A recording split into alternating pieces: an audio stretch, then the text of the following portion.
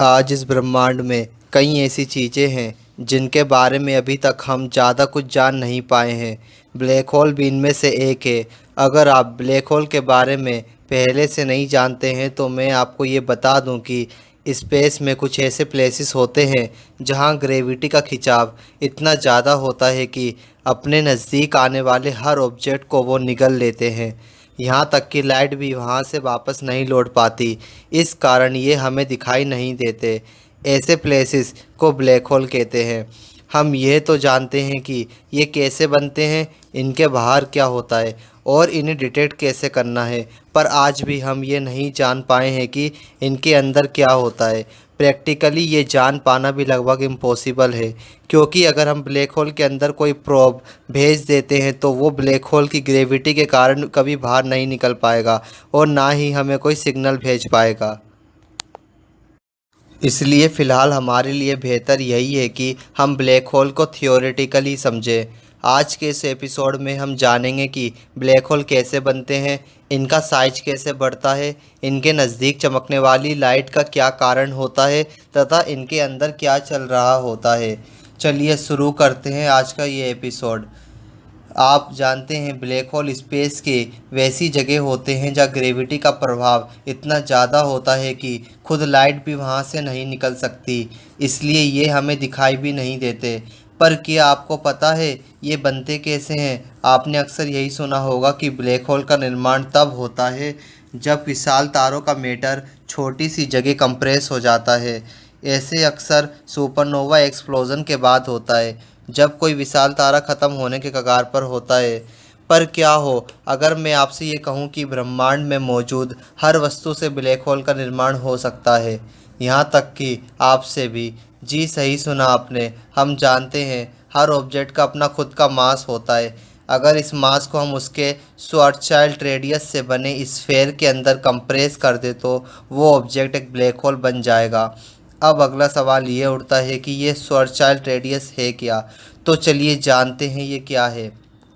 आप जानते होंगे कि सर्कल या स्फेयर के सेंटर से इसके बाउंड्री तक की दूरी समान होती है, जिसे हम रेडियस के नाम से जानते हैं। श्वार्ज़चाइल्ड रेडियस भी एक ऐसा ही रेडियस है, पर साधारण रेडियस, और इसमें अंतर यह है कि अगर इससे बनने वाले स्फेयर में हम किसी ऑब्जेक्ट के मास को कंप्रेस कर दे तो वो ऑब्जेक्ट एक ब्लैक होल बन जाएगा।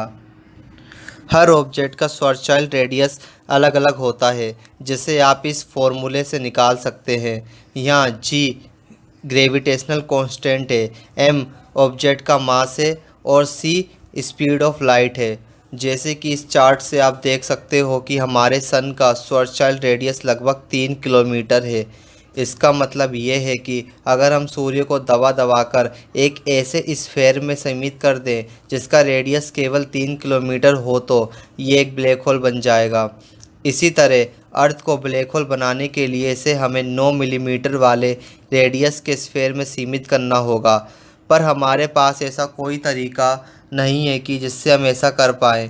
पर बड़े तारे में जो सन से कई गुना बड़े होते हैं उनका श्वार्ज़चाइल्ड रेडियस भी बड़ा होता है।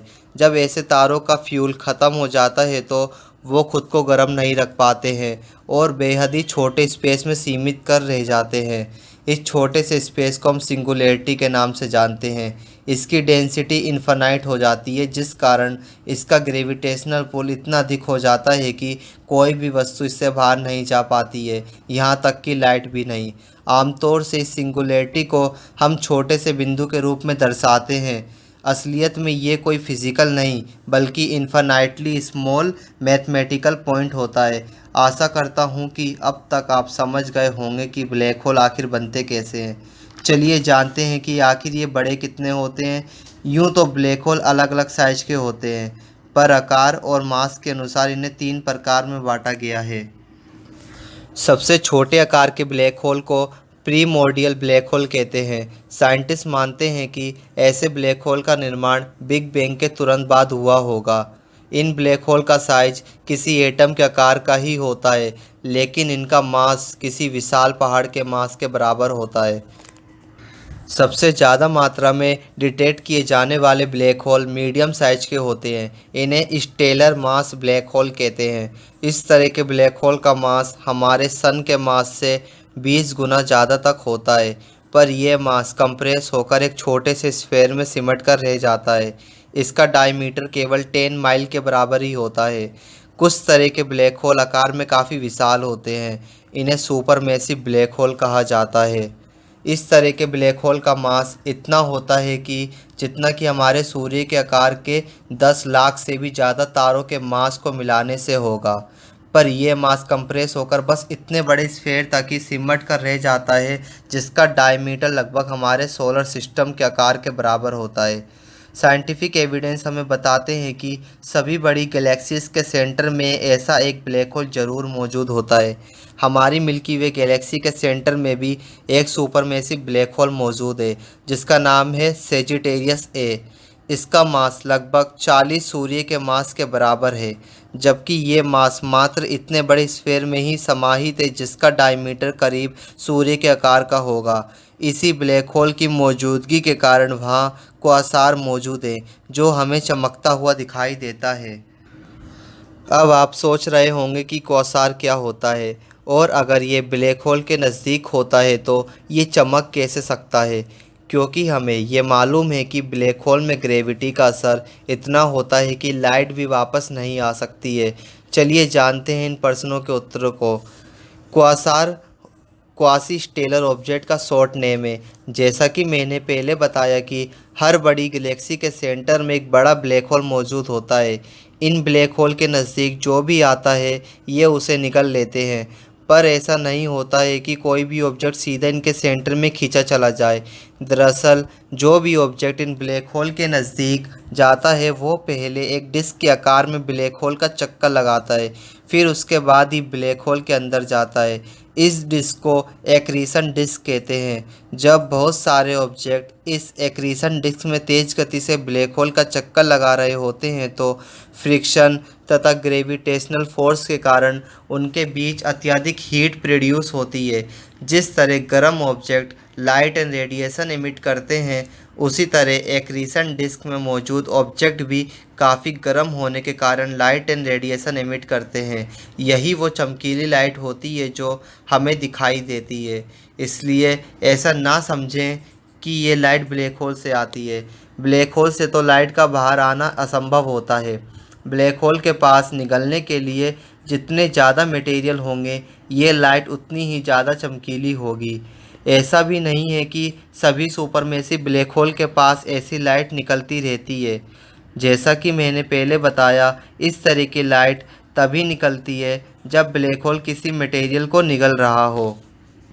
अगर किसी ब्लैक होल के पास निकलने के लिए कोई मटेरियल ना हो तो उनके पास ऐसी कोई लाइट हमें देखने को नहीं मिलती।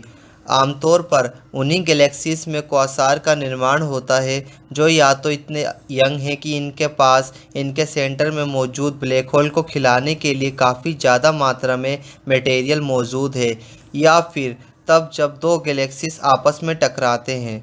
क्योंकि जब ऐसा होता है तब ब्लैक होल्स के पास खाने के लिए काफ़ी ज़्यादा मात्रा में मटेरियल होता है।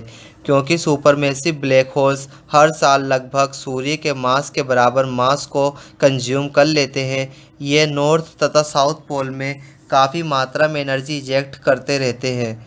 एस्ट्रोनॉमर्स इसे कॉस्मिक जेट कहते हैं। चूँकि हम गैलेक्सीज के फॉर्मेशन के बारे में काफ़ी कम जानते हैं, क्वासार के बारे में कई एस्ट्रोनॉमर यह भी मानते हैं कि ये गैलेक्सी के अर्ली स्टेज ऑफ फॉर्मेशन की रिप्रेजेंट करते हैं। हम में से ज़्यादातर लोग ये मानते हैं कि ब्लैक होल की ग्रेविटी इतनी अधिक होती है कि ये दूर से ही किसी ऑब्जेक्ट को अपनी ओर खींच लेते हैं, पर ऐसा नहीं है। जब तक कोई ऑब्जेक्ट उनके काफ़ी करीब ना चला जाए तब तक वो उस ऑब्जेक्ट को अपनी ओर खींच नहीं पाते हैं। यही कारण है कि कई बार हम प्लेनेट और स्टार्स को इनका चक्कर लगाते हुए देखते हैं। कई लोग कहते हैं कि हमारा सूर्य कभी ब्लैक होल नहीं बन पाएगा। ये बात बिल्कुल सही है। अरबों सालों बाद जब हमारा सूर्य अपनी आखिरी सांसें ले रहा होगा तो वो एक रेड जाइंट स्टार बन जाएगा, और जब इसका फ्यूल पूरी तरह से ख़त्म हो जाएगा यह प्लेनेटरी नेबुला में बदल जाएगा। अंत में हमारा सूर्य एक ठंडा होता वाइट ड्वार्फ तारा बनकर रह जाएगा। ब्लैक होल्स के बारे में सबसे बड़ी मिस्ट्री ये है कि हमें बिल्कुल भी नहीं पता कि इसके अंदर क्या होता है। करंट थ्योरीज प्रिडिक्ट करते हैं कि ब्लैक होल के द्वारा निगले गए सारे मैटर इसके सेंटर में जाकर एक मैथमेटिकली इन्फानाइट साइमल पॉइंट में स्क्वीज़ हो जाते हैं, जिसे हम सिंगुलैरिटी के नाम से जानते हैं। पर हम अभी तक ये नहीं समझ पाए हैं कि यह सिंगुलैरिटी काम कैसे करता है, चूँकि सिंगुलैरिटी का मास काफ़ी ज़्यादा होता है और साइज़ बहुत छोटा। इसके व्यवहार को समझने के लिए हमें थ्योरी ऑफ ग्रेविटी को क्वांटम फिजिक्स से कंबाइन करने की ज़रूरत है। इस थ्योरी को क्वांटम ग्रेविटी का नाम दिया गया है। फ़िलहाल हमारे पास अभी कोई भी वर्किंग क्वांटम ग्रेविटी थ्योरी नहीं है। वर्महोल आइंस्टीन फील्ड क्वांटम के मिस्टीरियस सॉल्यूशन है। वर्महोल स्पेस टाइम के दो भागों को शॉर्टकट के जरिए जोड़ता है, जिसका अगर यूज़ किया जाए तो हम ब्रह्मांड में काफ़ी दूर मौजूद किसी दूर ग्रह पर लाइट से भी पहले पहुंच सकते हैं। पर वर्महोल अभी तक केवल थ्योरीज में ही एग्जिस्ट करते हैं। पर अगर बात करें ब्लैक होल्स की, तो हम जानते हैं ये निश्चित रूप से एग्जिस्ट भी करते हैं और शायद ये एक वर्म होल की तरह काम भी कर सकते हैं। आइंस्टाइन की जनरल थ्योरी ऑफ रिलेटिविटी से हमें पता चलता है कि हर तरह का मास अपने आसपास के स्पेस को वॉर्प करता है। मास जितना ज़्यादा होगा, स्पेस उतना ही वॉर्प करेगा। अगर एक ब्लैक होल के मास को देखें तो ये काफ़ी ज़्यादा होता है। इसका मतलब ये हुआ कि ये स्पेस टाइम को इतना वॉर्प कर देगा कि ये हमारे लिए एक दूसरे ब्रह्मांड या समय काल में जाने के लिए एक ब्रिज जैसा होगा। यानी कि एक वर्किंग वर्म होल पर बिना एक्सपेरिमेंटल डेटा और ऑब्जर्वेशन के ये सब मात्र स्पेकुलेशन ही है। पर अगर ऐसा हो भी जाता है तो एक जीवित व्यक्ति के लिए सिंगुलैरिटी के आगे जीवित बच पाना नामुमकिन है। जैसे जैसे आप सिंगुलैरिटी की तरफ बढ़ते जाएंगे, आपका शरीर खिंचता चला जाएगा, आपके शरीर के मॉलिक्यूल्स भी स्ट्रेच होते जाएंगे और एक समय ऐसा आएगा कि इससे आपकी मौत हो जाएगी। सिंगुलैरिटी में पहुंचने पर क्या होगा, ये अभी तक हम नहीं जानते। पावरफुल ग्रेविटी के प्रभाव के कारण हुए इस तरह के स्ट्रेचिंग को स्पेगेटिफिकेशन कहते हैं। जिस तरह हम ये नहीं जानते हैं कि ब्लैक होल के अंदर क्या होता है, हम ये भी नहीं जानते हैं कि ब्लैक होल हमेशा ज़िंदा रहता है या फिर नष्ट हो जाता है जब उसके पास निकलने को कुछ नहीं होता। स्टीफन हॉकिंस की माने तो ब्लैक होल हमेशा एक रेडिएशन इमिट करते रहते हैं, जिसे हम आज हॉकिंग रेडिएशन कहते हैं। इसे ब्लैक होल इवेपोरेशन भी कहते हैं। इसके कारण उनका मास और एनर्जी धीरे धीरे घटता रहता है। इसलिए ऐसे ब्लैक होल जिनके पास निकलने के लिए कुछ भी नहीं होता, वो अपने अंदर मौजूद मास और एनर्जी को धीरे धीरे और रेडिएशन के फॉर्म में इमिट करते रहते हैं और पूरी तरह नष्ट हो जाते हैं। यानी कि इस थ्योरी के अनुसार आप ब्लैक होल को यूनिवर्स रिसाइकलिंग मशीन कह सकते हैं। स्टीफन हॉकिंग ने अपनी इस थ्योरी को सन 1974 में क्वांटम मैकेनिक्स के लॉ के आधार पर प्रूव किया। ब्लैक होल्स को लेकर एक सवाल आपके मन में ये भी आ सकता है कि अगर ये हमें दिखाई नहीं देते तो हमें पता कैसे चलता है कि इनका एग्जिस्टेंस है और ये कहाँ मौजूद हैं। ये बिल्कुल सच है कि पावरफुल ग्रेविटी के कारण लाइट भी ब्लैक होल से होकर वापस नहीं आ पाती, जिस कारण ये हमें दिखाई नहीं देते। पर इनके आसपास मौजूद बॉडीज़ पर इनके पावरफुल ग्रेविटी के प्रभाव के आधार पर हम बता सकते हैं कि वहाँ पर एक ब्लैक होल मौजूद है। जैसे अगर कोई तारा स्पेस में किसी खास पॉइंट का चक्कर लगा रहा हो और वहाँ हमें कोई ऑब्जेक्ट दिखाई ना दे रहा हो, तो इस बात के काफ़ी चांसेस होते हैं कि वो तारा किसी ब्लैक होल का चक्कर लगा रहा हो। अगर दूसरे तरीके की बात करें तो जब एक तारा ब्लैक होल के नज़दीक में चक्कर लगाता है तो वहाँ हाई एनर्जी लाइट प्रोड्यूस होती है। साइंटिफिक इंस्ट्रूमेंट से हम इस खास तरह के लाइट को डिटेक्ट कर लेते हैं, जिससे पता चल जाता है कि वहाँ निश्चित रूप से एक ब्लैक होल मौजूद है। तीसरे तरीके की बात करें तो कई बार ब्लैक होल्स की ग्रेविटी इतनी अधिक होती है कि वो अपना चक्कर लगा रहे नज़दीकी तारे के बाहरी गैसेस को अपनी ओर एक डिस्क के आकार में खींचने लगती है। इस डिस्क को हम एक्रीशन डिस्क कहते हैं। जब ये गैसेस एक्रीशन डिस्क से ब्लैक होल में जाते हैं तो फ्रिक्शन के कारण काफ़ी हीट प्रोड्यूस होती है, जिससे चारों तरफ एक्सरेज का एमिशन होता है। हमारे टेलीस्कोप इन एक्सरेज को कैप्चर कर इनका अध्ययन करते हैं। ब्लैक होल एक ऐसी मिस्ट्री है जिसे अगर हमने सुलझा लिया तो हम इस ब्रह्मांड और ग्रेविटी को और बेहतर ढंग से समझ पाएंगे। दोस्तों, आज के एपिसोड में बस इतना ही। आशा करता हूँ कि ये एपिसोड आपको पसंद आया होगा। अगर ऐसा है तो इसे लाइक और शेयर करना ना भूलें।